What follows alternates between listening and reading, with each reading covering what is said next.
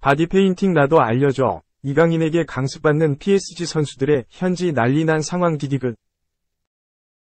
뉴캐슬 유나이티드와 우에파, 유럽축구연맹, 챔피언스리그 경기를 앞둔 이강인이 예상 선발 명단에서 줄줄이 제외된 가운데 루이스 엔리케 감독이 마르코 아센시오의 부상 복귀를 반겼다.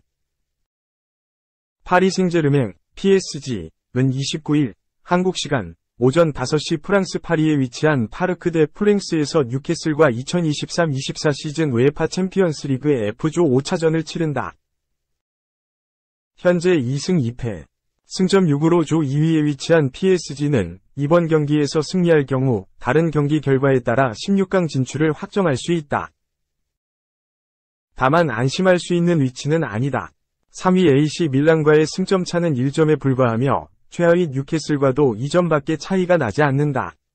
자칫 패배하기라도 하면 순위가 단번에 뒤집힐 수 있다.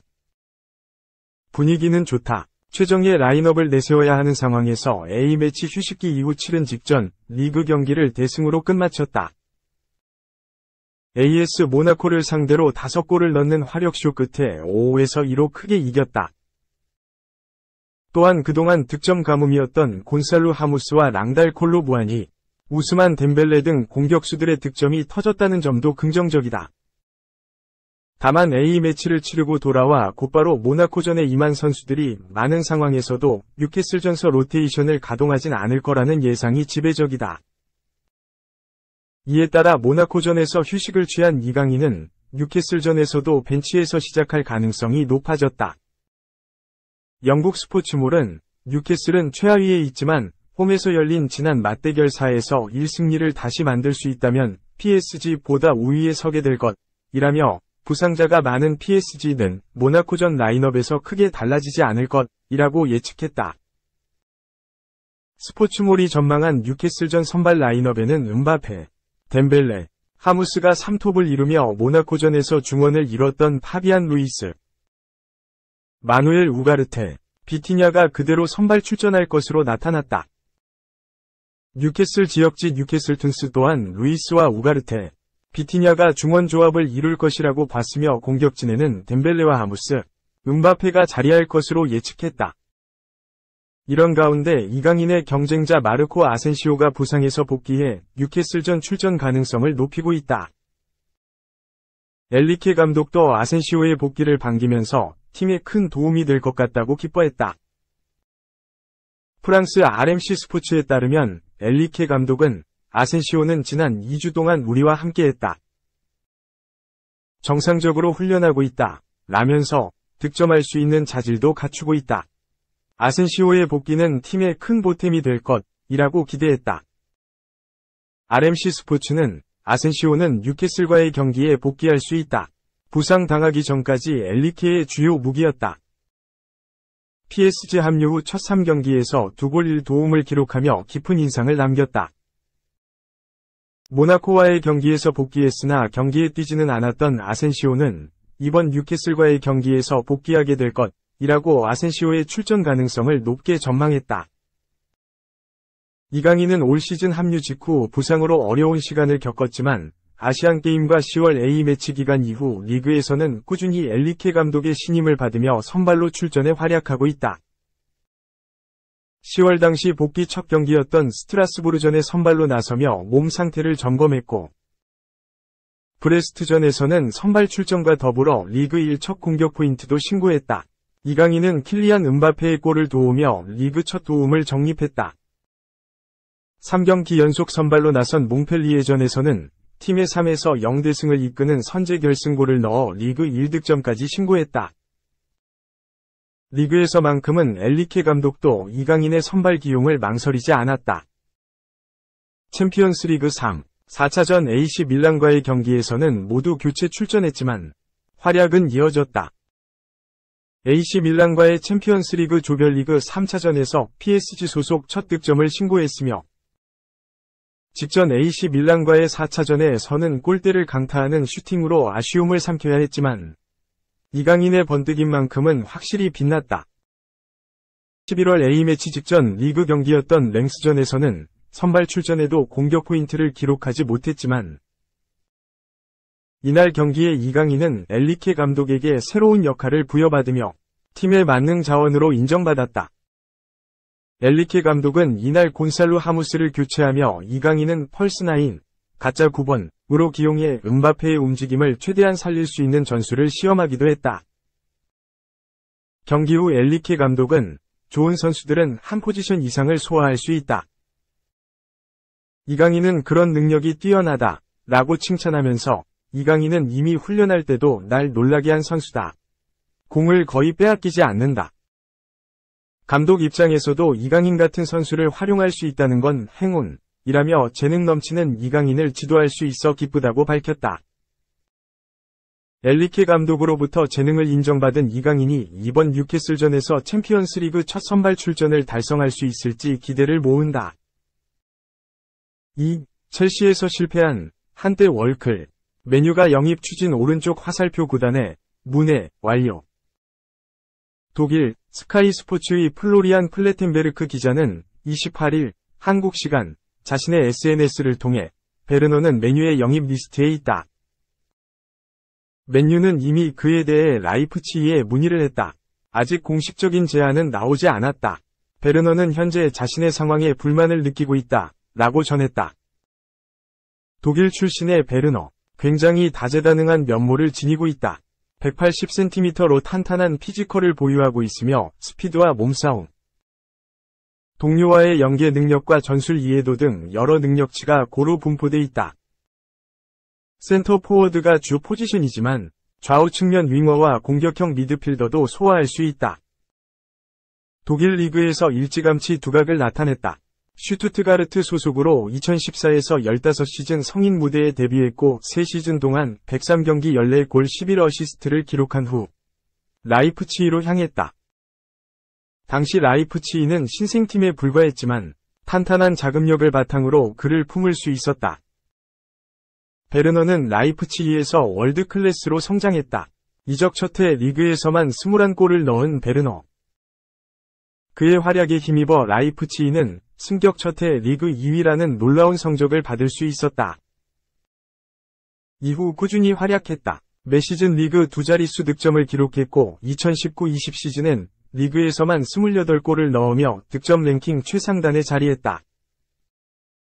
이후 잉글랜드로 진출했다. 공격 보강을 추진한 첼시가 접근했고 상당한 금액을 통해 그를 품었다. 하지만 첼시에서의 생활은 실패였다. 이적 첫해 컵대회 포함 52경기에 나섰지만 12골 15어시스트에 그쳤다. 2021-22 시즌에는 로메루 루카쿠까지 합류하며 자리가 더욱 줄어들었고 컵대회 포함 37경기 11골 6어시스트라는 초라한 기록을 남겼다. 결국 2시즌 만에 친정팀 라이프치히로 돌아왔다. 하지만 이전의 모습은 온데간데 없었다. 첼시에서 경기력이 떨어진 탓에 라이프치히에 와서도 좀처럼 폼을 끌어올리지 못했다. 복귀 첫해 컵대회 포함 40경기에 나섰지만 16골 6어시스트에 그쳤다. 이번 시즌엔 아예 전력의 자원으로 전락했고 컵대회 포함 13경기 2골 1어시스트를 기록하고 있다. 3. 2일 수비 에이스였는데 근육 부상으로 올해 출전 불가. VfB 슈투트가르트는 27일 한국 시간 구단 홈페이지를 통해 일본 국가대표 수비수 이토 히로키가 아인트라흐트 프랑크푸르트와의 분데스리가 경기 후반에 근육 부상을 입어 앞으로 몇 주 동안 결장할 것으로 예상된다 라고 공식화했다. 이토는 일본이 밀어주는 차세대 수비 에이스다. 센터백, 스토퍼, 심지어 좌측 풀백까지 가능한 그는 멀티성이 상당히 훌륭한 수비수다. 또한 현대 축구에서 요구하는 빌드업 능력을 갖추고 있어 롱패스를 상당히 즐겨한다. 일본 제1리그 주빌로 이와타에서 프로 경력을 시작한 그는 나고야 그랜퍼스로 임대를 가 그곳에서 포텐을 터뜨려 VfB 슈투트가르트로 임대 이적을 했다. 슈투트가르트에서 주전으로 인상적인 활약을 보여준 그는 2022년에 완전 이적했다. 아직 99년생인 그는 어렸을 때부터 빅리그 경험을 하고 있어 미래가 더욱 기대되는 선수다. 이번 여름 이적 시장에서 아약스가 이토에게 큰 관심을 가졌고 제안을 2차례나 했지만 슈투트가르트는 핵심인 이토를 지키겠다고 선언했다. 결국 아약스는 크로아티아 국가대표 유시프 슈탈로와 계약했고 이토는 슈투트가르트에 남게 됐다. 이번 시즌 팀의 레프트백과 센터백을 책임지며 팀의 상승세를 이끌고 있는 이토는 12경기 모두 주전으로 나오며 이 도움을 기록 중이다. 일본 국가대표에서도 뺄 수 없는 핵심 자원인 그는 이번 프랑크푸르트와의 경기에서 부상당하고 말았다. 스카이 스포츠 독일에 따르면 이 부상으로 인해 다음 겨울 휴식기까지 이토는 뛸 수 없다. 슈투트가르트는 이토가 일본으로 돌아가 필요한 치료와 재활을 받을 수 있도록 허락하기로 합의했다. 파비안 볼게무트 VFB 스포츠 디렉터는 이토의 부상으로 프랑크푸르트에서의 승리에 대한 기쁨이 잠시 주춤해졌다 라고 밝혔다. 그는 이어서 그의 축구 실력과 정신력은 우리에게 매우 중요한 선수이기 때문이다. 이번 부상으로 장기간 이토 없이 경기를 치러야 할 것 같다. 이토의 빠른 회복을 기원한다 라고 덧붙였다. 4. 레알 희대의 먹튀 이미지 남기고 은퇴 선언 스텝 보니 제대로 실감나네. 1630억 공중분해. 레알은 레알 시절 76경기에 출전해 7골 12도움의 공격 포인트를 기록했다. 이적료 1억 1,500만 유로, 약 1638억, 위 이적료에 한참 미치지 못하는 활약인 건 분명하다. 아자르는 첼시에서 화려한 등장을 알렸다. 엄청난 퍼포먼스를 선보이면서 프리미어리그, PL을 정복했다. 대부분의 경기에 출전하며 철강왕이라는 별명과 함께 눈부신 퍼포먼스로 크랙과 월드클래스라는 이미지를 얻었다. 그의 눈부신 활약은 레알 마드리드의 시선을 끌었다. 크리스티아누 호날두의 공백을 메워줄 것이라는 기대를 품었다. 하지만 아자르를 향한 기대는 산산조각이 났다. 첼시 시절 뛰어난 모습은 온데간데 없고 레알에서 기대 이하의 퍼포먼스로 고개를 숙였다. 아자르는 잦은 부상과 슬럼프에 시달리면서 이적료와 연봉에 맞지 않는 활약을 보여준다며 먹튀라는 불명예스러운 이미지가 박히기도 했다. 레알은 계속해서 아자르의 부활을 기대하면서 함께하겠다는 뜻을 보였지만 부진의 늪에서 헤어나오지 못하면서 포기를 선언했다. 그러던 중 뉴캐슬 유나이티드가 관심을 보이면서 EPL 무대 복귀 가능성이 흘러나왔지만 아자르가 이적 거부를 선언하면서 레알에 잔류했다. 레알은 더 이상 지켜볼 수 없었고 아자르와 조기 계약 해지라는 결단을 통해 결별의 길을 걸었다. 아자르는 레알과 결별 후 행선지 물색에 열을 올렸다. 사우디아라비아 리그, 크리스탈 팰리스, 튀르키예 무대 등과 연결됐지만 진전은 없었다. 아자르가 행선지 물색에 애를 먹는 분위기가 감지되면서 다소 이른 나이에 은퇴를 결정할 것이라는 소문도 있었다. 이러한 상황에서 아자르의 첼시 복귀설도 흘러나오기도 했다. 좋은 기억이 있는 팀과의 재회 가능성에 관심이 쏠리기도 했다.